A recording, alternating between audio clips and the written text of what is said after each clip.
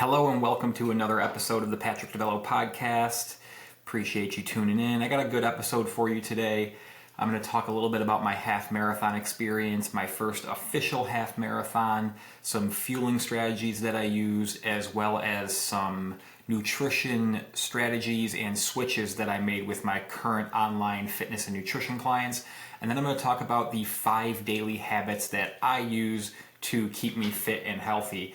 But first, I want to talk about some breaking news, literal news that just came across my feed as I was going to silence my phone and flip the screen onto my desk so I don't get distracted for this podcast.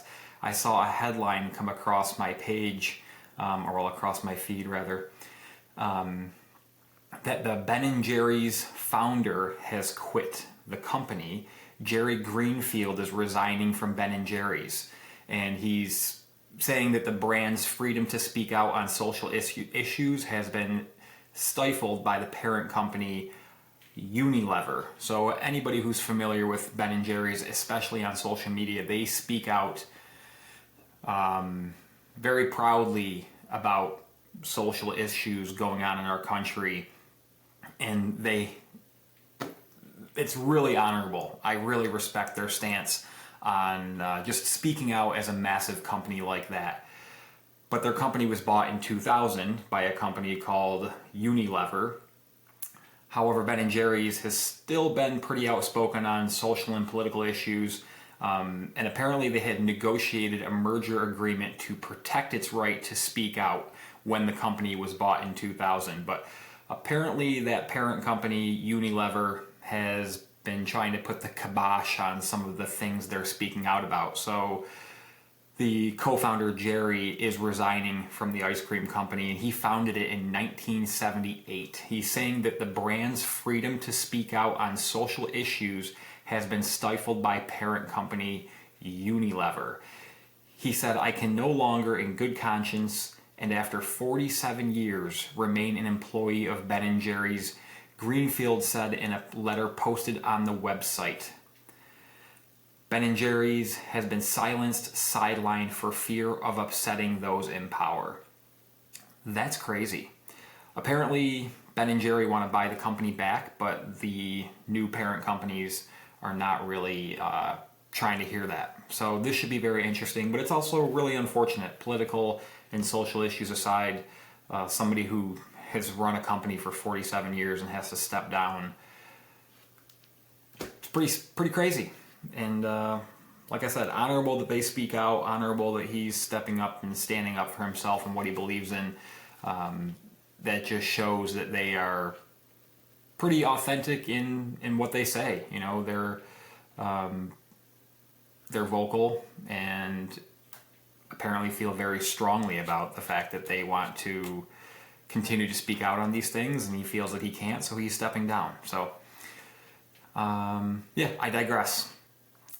As always, thank you for tuning in. Thank you for listening. I think I have a really entertaining and educational podcast, so make sure that you listen to the entire thing. I've said this before. Spotify ranks, or at least pushes podcasts based on the duration that listeners tune in for. So the longer you listen, the more you're going to help me out. If you do like the episode, it won't hurt if you also leave me a 5-star review on Spotify and even a written review if you're listening on Apple Music. I also have been posting these on YouTube, so don't be afraid to tune in on there. Leave me a comment, hit me with a thumbs up, share it with a friend. All of that helps me spread the word. All of that helps me do more of what I love, which is helping people, weeding through the BS and the nonsense that's in the fitness industry, because there is a lot. So I really try to give you a no fluff, no BS, straightforward, down-to-earth approach for regular people, because that's what we are. And it's my job to make navigating these things easier for you. So a couple weeks ago, I think 2 Saturdays ago, I ran my first official half marathon. I may have mentioned in the last podcast that I ran a practice half marathon on my own randomly locally, but a couple weeks ago, Saturday was my first official half marathon. I did it in Old Forge, New York, which is about 2.5 hours from my hometown. It's a beautiful little town in the Adirondacks, super cute, small, very relaxing, very peaceful. So my wife and I drove out there on a Friday. We took the day off on Friday. We drove up there and we just spent some time enjoying the peace and quiet, staying off of our phones. We got in probably around 3 o'clock, checked into our cottage, which is another story altogether. Checked into our cottage. We went to the store, grabbed some food. We had a light little lunch dinner, late lunch, early dinner, and that's ideal for me for my fueling strategy, which I'll get into in a little bit. But after that, we just sat and ate our food next to a lake, super quiet, very peaceful. And then I went and I did my check-in for the race the next day. I got my bib, I got my t-shirt, all that good stuff. Couple friends stayed with us. They got in town a little bit later, so we just ended up hanging out for the night, just chatting in the cottage, and then got some rest and woke up early for the race the next day. And the race was super fun. So I have a good friend of mine who has been trying to talk me into doing probably this particular race for like 5 years now, but if not a half marathon in general. He's always pushing me and encouraging me to do these races. And to be honest, he is my friend who for 5 years was trying to convince me to do a Spartan race, and I was always telling him no way, no way. After 5 years, I finally cracked, and I've done 27 races since. So there might be something behind the fact that when Dan finally convinces me to do something, I end up doing a lot of it. So he actually convinced me finally, like 10 days before the race, he convinced me to do it. So I signed up, we booked the cottage, and I did one test run, which was not fun, but I wanted to see what my hydration strategy was going to be like, what my fueling strategy was going to be like, and then basically just did a taper week and got down to it. So I ran the race with Dan and his brother. His brother doesn't train quite as hard as Dan and I. I actually program Dan's workouts and nutrition. He is one of my online strength and nutrition clients. So I have him do 3 strength workouts a week and 3 running workouts a week. And it's a little different. He's been running for years, well longer than I have, and he's done probably 7 half marathons. He's done a full marathon. He's done more 10Ks and 5Ks than I can count. He may have even done more half marathons than that. But a few weeks before the half marathon, he did say to me, "This is the most prepared I've ever been for a half marathon," which was pretty validating and made me feel good about the programming that I was giving him. But I also should say that he did all of this training while having his bachelor party, which was a weekend where a bunch of us guys went to the Adirondacks and went hiking. Dan and I do not drink, we do not smoke. So it wasn't like a super crazy bachelor party. It was just 8 guys renting out a house, having a good time, going on a hike, eating some good food, having a seafood feast. But nonetheless, there was distractions and obstacles. There was candy and abundance of food and all that. And then he did get married and go on his honeymoon. So not only were there regular holidays, but he also had obstacles like a bachelor party, a wedding, and a honeymoon, and he still was more prepared for this race than he's ever been. With that being said, he did make it clear that he didn't plan to go as hard as I was planning to go. So I do have a little bit of an ego. I do feel like I have things to prove, even though I probably don't usually have anything to prove. But I'm the type of person who can't just go and do something. I have to go and do it to the best of my ability. And all credit to Dan, he doesn't really care. He's like, I just want to go and run and have a good time. I don't care about my time. But for me, when I did the practice run, I did it in 2 hours and 53 seconds, and I felt like I had to do the official half marathon in under 2 hours. So I was going back and forth, like, do I really push myself and try to go under 2 hours, or do I just like run with Dan, and if I get 2 hours and 2 minutes, so be it. And then like the night before, and probably Thursday night and Friday night, I finally was like, I'm not going to drive to Old Forge and do this half marathon to half do the half marathon. So I decided I'm going to go for my sub 2. And Dan said he would pace me for the first few miles, and then after that, I was probably going to lose him.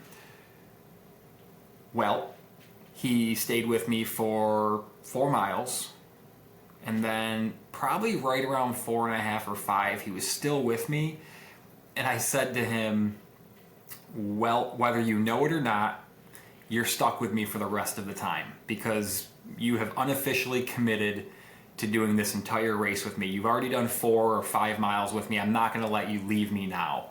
And he chuckled and probably a little bit begrudgingly stayed with me. We were moving pretty well. And to be completely honest, I probably wouldn't have moved as well as consistently if it wasn't for him. And I almost feel like it's the same for him. Like, we were both feeding off of each other without actually talking about it. We didn't really speak much during the race. Maybe every couple miles we had like a mini conversation, but for the most part we were just kind of cruising. There was more inclines than I'm used to on a 13-mile run, so you get quite out of breath going up a little bit of a hill, and it doesn't really leave much time to talk. So we were just like non-verbal, feeding off of each other's energy. And probably around mile 8, we started checking in with each other. He was feeling good. I was feeling good for the most part, but honestly, I have noticed that in longer runs, over 8 miles, around mile 9, my hip flexors really start to fatigue. And so that's something I'm going to address in my training moving forward, is my lack of endurance when it comes to my hip flexors. Because other than that, like, my quads felt good, my calves felt good, my feet felt good. Basically from my feet up to my hip flexors felt good. Hip flexors were shot. My cardio felt super good. If it wasn't for my hip flexors, I feel like I could have ran 20 miles. So that's something I'm going to address. But yeah, we ended up getting to mile 10, and at that point we just have to run a 5K. I know it sounds crazy, like just have to run a 5K after running 10 miles, but that's the mindset shift, right? I wasn't thinking I have to run 13 miles. I was thinking 1 mile at a time, and then also like a 5K at a time, right? So if you're building a house brick by brick, you're not thinking of building a house, you're thinking of each individual brick. If you're running, you're not thinking about 13 miles, you're thinking 1 step. If you get tired, you don't say, oh my God, I have to run 8 more miles. You just have to put 1 foot in front of the other, just 1 more step. You can always do 1 more step. So that was the mindset, and we hit mile 10, and I just looked at Dan and I was like, hey bud, you want to go for a 5K run today? And he's like, yeah, perfect day for a 5K. So when I shifted it, saying like, instead of saying like, oh my God, we're running miles 11, 12, and 13, it was like, no, we're just running a 5K. And then the last mile, I was like, hey bud, you want to run a mile today? And he's like, yep, let's do it. So we kept pushing each other, and I told him, I said, the last like 400 meters was down a hill, and then you turn a corner to the finish line, and I told him, I said, I'm going all out down the hill and around the corner. I am not going to have any regrets when I finish this. I'm going to finish this race completely out of breath and taxed, and I'm going to know that I gave it all that I absolutely had. And that's what I did. We hit that hill, I started running downhill, I turned the corner, and I full sprint to the finish line, and I finished in 1 hour, 55 minutes, and I think 21 seconds. and blew my time from a week and a half prior out of the water. Dan finished just behind me. Because of that sprint that I did, I just probably separated myself by like 30 seconds or 60 seconds, something like that. And then his brother, who doesn't train nearly as much as I do, but he is a beast. He finished in 2 hours and 2 minutes or something like that, which is phenomenal. It just goes to show you that, like, obviously, yes, you have to be in shape, but also the mental toughness that comes with running a half marathon or an endurance race. Like, if you're mentally tough, which Devin certainly is, you can pull out some pretty good numbers, you know? So it was a really, really fun, super cool experience. About 30 to 60 seconds after the run, I was completely back to normal. I mean, when I crossed the finish line, I was gasping for air. I thought I was just gonna like fall over, but my recovery immediately after a hard bout of exercise is on point these days. And I talk about it a lot on social media. Heart rate recovery is an extremely good indicator of your fitness. And once I stopped completely and just like put my hands over my head and just caught my breath, my heart rate was able to lower very, very fast. And I was able to come back to normal pretty quickly. So within 2 minutes, I was like, okay, I could run again right now if I wanted to. Now, don't get me wrong, when I was sprinting to the finish line, I was like, my legs are gonna fall off or I'm gonna fall on my face, one or the other. But then within 2 minutes of completely stopping, I was recovered and I probably could have ran again. So it was a super fun experience. Really fun to run with people, because I do a lot of my training by myself. So it was fun to run in a group of people, and it was also really fun to run with my friend. I never do that. Well, very rarely do I run with a friend or run with anybody, but having Dan there by my side was definitely the key to me breaking my personal record. And I will say, for anybody who is physically active, anybody who runs or does a lot of training, consider doing an event like that. Maybe not a half marathon, but your local 5K. I talk about this a lot in general, doing events to have something to stay motivated for and to give you motivation to feel like you want to work out even on days that you don't. You know, if you have something specific that you're training for, you're a lot less likely to skip a training day that you're not feeling motivated. But if nothing else, the community aspect. It is so good to be around like-minded people, other healthy people, other fit people, other people who are just out there to improve themselves. Even at the start line, you just look around and there's people of all different shapes and sizes and goals and skill levels, but the fact is we all have a similar interest of improving ourselves in one way, shape, or form. And it doesn't matter who the fastest person is. It doesn't matter if you're slower than somebody else. You all have a common interest, and you're all there to feed off each other and uplift each other. There's a part in the race about mile 5 where the trail kind of cuts off from itself, and it does a loop. So you're actually passing people. This is the only time in the race where the people who are in front of you are running past you. And then eventually the people that you're in front of, you're running past them. So Dan and I were like 3 minutes in front of his brother. So when we did that loop, we were coming back and he was coming towards us. My point is, in a situation like that, when we were passing the people that were in front of us, when we were passing them, or they were passing us rather, they were all saying something encouraging to every single person that they passed. And so were we, and so were the people in front of us, and so were the people behind us. It was literally 5 to 10 minutes of you passing somebody and saying, "Great job, keep it up. You're looking strong, great work. Hey, keep it up, you got this." And that's extremely motivating, and it just feels good. Aside from the fact that when you train by yourself for something like that, or you train hard regularly by yourself, you're in your head a lot. So when you do an event like that, even if you don't train by yourself, when you do an event like that, just having that camaraderie and that motivation from an outside source is so good. It's good for your mind, it's good for your soul. it's just good to be a part of a community. And even though I may never see those people again, they were cheering me on. They'll never see me again. They didn't care. They were faster than me. They didn't care. They continued to cheer me on. And then we did the same thing for the people that we were ahead of at that point. So if you ever consider doing a 5K and you may have doubt because you don't feel like you're fast or you're not an athlete or you're not a runner, you don't have to be. You just have to want to improve yourself. You just have to want to go out there and be better than you were yesterday. And I have no doubt in my mind that if you just go out there to have fun, you will do that. So, long-winded way of saying, if you're listening to this in September, maybe there is a turkey trot in your local area in a couple of months. Sign up for it and train for it. And if you don't know where to start, shoot me a message on Instagram. My handle is at Patrick DiBello Fitness, and I'll give you some pointers on how to train for a 5K. But you're not going to regret it.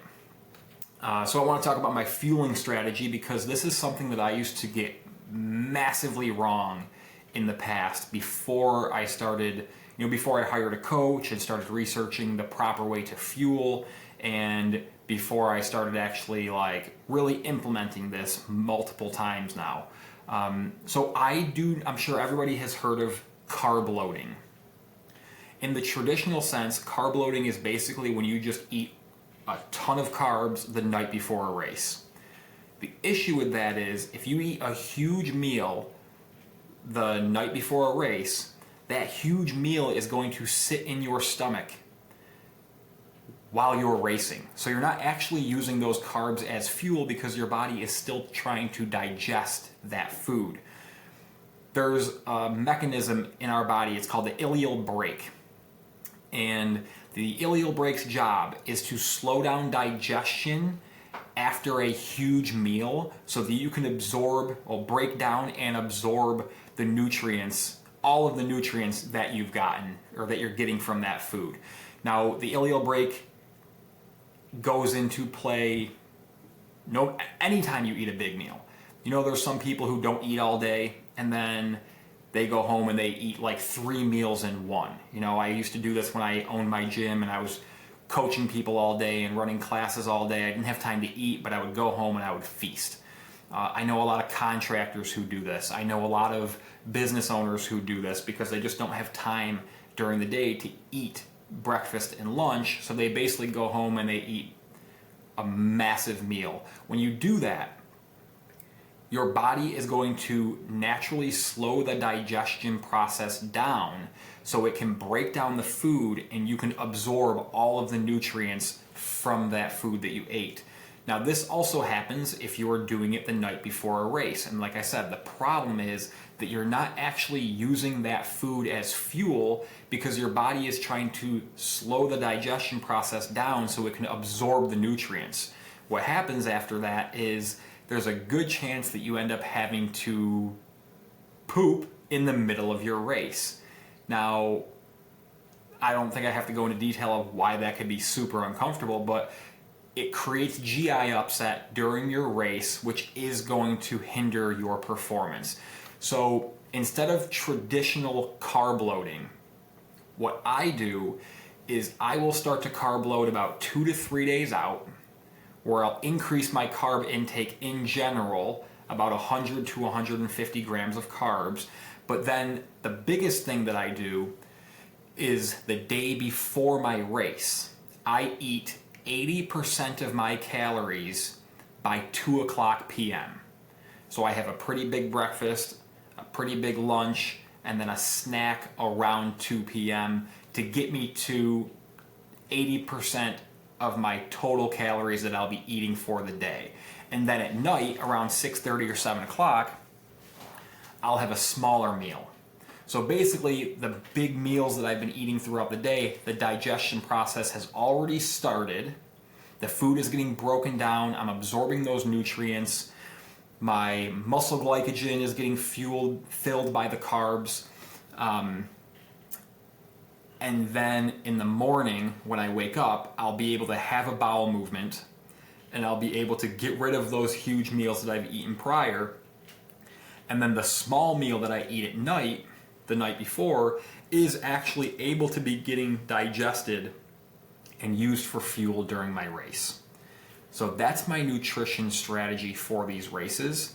And then the morning of, I eat about 100 to 125 grams of carbs, and I only eat like 10 grams of protein, because protein is never fuel. Carbohydrates are our body's main source of fuel, and that's how you are going to fill up your glycogen stores, and you're going to have that in your muscles for energy throughout your event. I don't want to bore you with all of that race strategy stuff, but I do want to segue that into a change that I've made with numerous online fitness and nutrition clients, which is I stopped them from having protein before their workouts, and now they're eating carbs before their workouts, and they're having much better workouts, and they have way more energy throughout the day. So somewhere along the lines of this like super pro protein movement, people think it's necessary to have a protein shake before your workout or yogurt before your workout. But like I said, protein is never fuel. Protein is for repair and recovery. Carbohydrates are fuel. So if you have a carb source about an hour before your workout, your body will digest that, and it's more likely to use that as fuel for your workout. It doesn't matter if it's a bagel, doesn't matter if it's rice, it could be honey, it could be a banana, but any carb source that your stomach can tolerate is going to be a good option for a pre-workout meal or a pre-workout snack. I've had clients that used to come and see me in person, and on the way they would have a protein bar. And so now we're talking like 250 calories and 20 grams of protein before a workout. All that's doing is sitting in your stomach. Your body's trying to break it down, and it's using blood flow to pooling blood in your gut to digest the food instead of having that blood available for performance. So I would have them switch that to, instead of a protein bar right before the workout, a banana an hour before the workout, and that's actually going to fuel them for the workout. So keep that in mind. If you're eating protein before your workout, I don't care if it's jerky, a protein bar, a protein shake, or yogurt, switch it up. Do not have protein before your workout. Instead, have carbohydrates before your workout. It's going to be a game changer for you. Carbs are fuel. Carbs are your body's main source of energy. Protein is never energy. Unless you're on the show Naked and Afraid and you haven't eaten for 10 or 15 days and your body is depleted of carbohydrates and glycogen, your body has already ran through all of its fat stores. In that case, if you eat protein, you will use it as fuel, right? If you've ever watched that show, you know exactly what I'm talking about. Those people are completely depleted of carbohydrates and fats, and then they find an animal like a deer, and they eat the protein from it, and they feel energized. That's because they're depleted completely of our actual energy sources, like fats and carbs. That's when protein is going to be fuel, when the other energy sources are non-existent. Other than that, protein is never fuel. Next thing I want to do is I want to talk about the 5 daily habits that I do to keep me fit and healthy. These are not the only 5 things that I do, or 5 daily habits. I have a lot of habits. You could ask my wife. I am a little bit too routine. I'm almost routine like somebody who's been in the military, but I've never been in the military. I pretty much eat the same thing every day. I operate the same every day. It's weird, but I digress. These are the 5 things that I do every single day that I attribute to my health and fitness, and I think that you could pull one or more of these to make a habit of your own and find benefits. And you could very well already do some of these things. So the first thing I do every single morning when I wake up is I have a glass of water. That helps me replenish the fluids that I've lost at night, whether it be through sweat or through going pee. But B, it also helps me get ahead of my hydration. Kind of like what I'm going to talk about with my protein, or I've talked about with protein in the past, front loading your protein is when you eat the majority of your protein earlier in the day. That way, when you get to your dinner, you're going to say, oh, well, I've been eating protein all day. I only have to have 20 grams of protein to hit my goal. It's the same thing. If you drink the majority of your water earlier in the day, it's going to be 6 p.m. and you're going to feel hydrated and you're not going to feel like you have to play catch up with your hydration. Also, that will allow you to finish off your night without having to chug water, so then you're not going to wake up and pee all night like I do sometimes, because sometimes I just say I'm going to have a couple sips of water at night and it's like 9 o'clock at night and it hits my lips and it's just so good that I just chug a huge glass of water and then I end up peeing at night. So nonetheless, water first thing in the morning to replenish some of the fluids that I've lost overnight and to get ahead of my hydration. Especially if it's hot out and I'm going to do a long run, I know I'm going to want to be hydrated for that because I'm going to be sweating and I'm not going to want to be chugging a bunch of water right before my run. So I make sure to get a decent amount of water in first thing in the morning, a nice cold glass because it's very refreshing for me. Then I eat my breakfast, then I have my coffee. As you know, coffee is literally water filtered through beans. So add another 4 ounces of water to my morning intake. I'm up to probably 12 to 16 ounces of water within 30 minutes of waking up. So starting my day with a good amount of water is a daily habit of mine. Super important, super beneficial. Another thing you're going to be shocked to know that I do daily is exercise. Some days my exercise is different, but I'm always exercising. Most of my days are training, where I would say I'm like exercising pretty hard, whether it be strength training or cardio, endurance, running, whatever you want to call it. But even my rest day, I try to go for a walk. I do go for a walk, which is exercise. It's not cardio, it's not strength training, but it is movement that can be considered exercise. So maybe I would say instead of exercise daily, I should say movement daily. Every day I do some sort of movement to not only just like improve my mood and boost my confidence and help me feel good physically, but to like just lubricate my joints, keep my muscles from getting stiff. I don't get creaky. You know, I'm 40. I'm what people consider old now. I don't want creaky bones. So movement daily is super, super important for me. Another thing that I do daily, this is something that I use the habit stacking strategy for this. Every day I have a post-workout smoothie. The reason I do this is because it checks the box for my servings of fruit per day.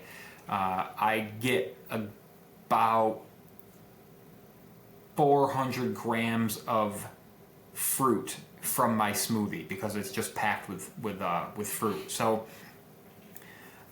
habit stacking is when you're trying to create a new habit and you piggyback it off of a habit that you already have. For example, if you want to start reading, you can, I want to read before I go to bed. That's something that I've always said I wanted to do. If I really wanted to do it, what I would do is after I make my bed in the morning, which is a habit, I would take the book that I'm reading and put it on my bed, on my pillow, whatever you want. That's stacking a habit. So I already have the habit of making my bed. The next habit that I'm going to stack on top of that is putting my book on my pillow. That way, first thing when I get in my bed, I have my book, then I can read. So another habit would be like, say you want to do some mobility, you want to do one mobility snack, one mobility exercise every single day. you would stack that on top of a current habit that you already have. That habit could be drinking your coffee, brushing your teeth, taking a shower. So you could say, okay, well, every day after coffee, I'm going to do 20 band pull-aparts. Every day after I brush my teeth, I'm going to do 20 open book T-spine rotations. That's habit stacking. So the post-workout smoothie is a way that I habit snack. I know that I'm going to work out. After that, I have my smoothie. I check my box for servings of fruit in the day. Another thing that I do every day is I take a 10-minute walk after my meals. I try to do this after more than one meal, but I always do it after one meal at least. This helps with digestion, it helps with blood sugar regulation, and it helps with mood. Those are the main benefits to going for a walk after a meal. If you're somebody who is pre-diabetic, this can be extremely beneficial for your health to just go for a walk after your meal, and it's going to help with your blood sugar regulation. Super, super important. With that said, if you are pre-diabetic, that's a good reason to where, like, if you have carbs, try to prioritize them around your workout time, because you'll actually be improving your insulin sensitivity if you have carbs before a workout. That's a conversation for an entirely different story, but just a little helpful hint there. So another thing that's a little bit of like a psychology trick as far as the 10-minute walk after meals, it allows me to keep my eating, my serving size eating in check. Because if I feast and I'm completely stuffed, I'm not going to want to go for a walk. So knowing that I have intentions of going for a walk after dinner, it keeps me from stuffing myself to the brim, because then I'm going to be too uncomfortable to walk and I'm going to want to just lay on the couch. And that's what I don't want to do. I just feel better when I walk after I eat. So controlling my portions and controlling my overall calorie intake during dinner is going to make it more likely that I follow through with doing what I enjoy, which is going for a walk after my meal. Another daily habit that I have is eating protein with every meal. This takes the stress out of hitting my protein goals for the day. I don't eat nearly as much protein as I used to, so it's not as much of a chore. I used to eat about 200 grams of protein, and it felt like so much work. It felt like a job to eat 200 grams of protein, especially as somebody who is 175 pounds. And I know a lot of you can probably even just think like, God, eating 200 grams of protein would suck. It did. But you know, if you're eating between 115 to 170 grams of protein a day, if you eat protein with every meal and snack, it's really not that difficult. It really helps me. I have protein in my coffee, so I start the day with 30 grams of protein because my protein is 25 grams. I have protein powder in my coffee, so 25 grams right there. I use a little bit of milk in my coffee, so that's another 5 grams. So I start my day just in my coffee, 30 grams of protein. With a chicken breast and a piece of salmon, I'm close to 90. So a couple of snacks, I do eat upwards of 3,000 calories a day, so I have more room to get my protein in through my meals than some other people might. But nonetheless, protein with every meal is a very important habit of mine that I'm very strict with, that I attribute a lot of my health and fitness and performance to. So those are my daily habits that I swear by. If you aren't doing any of them, pick one. Just pick one, apply it for the next 2 months, see how you feel, and then maybe pick another one. Once you've implemented one of them and it's now a habit, pick one more, add that in. But don't try and take all 5 of these and do them at once. Don't even try and take 2 of them and do them at once. Do one thing, stick to it, do it well, do it consistently, and then stack on top of that. Don't overwhelm yourself. Just see what you can do to make small improvements on how you feel, and go from there. That's my episode. If you enjoyed it, please do me a huge favor. Leave me a 5-star review on Spotify. If you're listening on Apple Music, leave me a written review. They go a long way. If you've made it this far, huge thank you for listening to the entire podcast. I hope you found it entertaining, educational, and just somewhat fun. I do have an exciting guest coming on soon. I don't have an exact date, but it's a very special guest that I know everybody is going to appreciate. I have a really, really good interview planned for this person. You will see me post about it. You will notice in the title of the podcast when this guest is on. So keep an eye on that. Keep an eye out for the next episode. Share this with a friend if you think they will find it helpful. But once again, thank you for listening. Thank you for supporting. I appreciate you.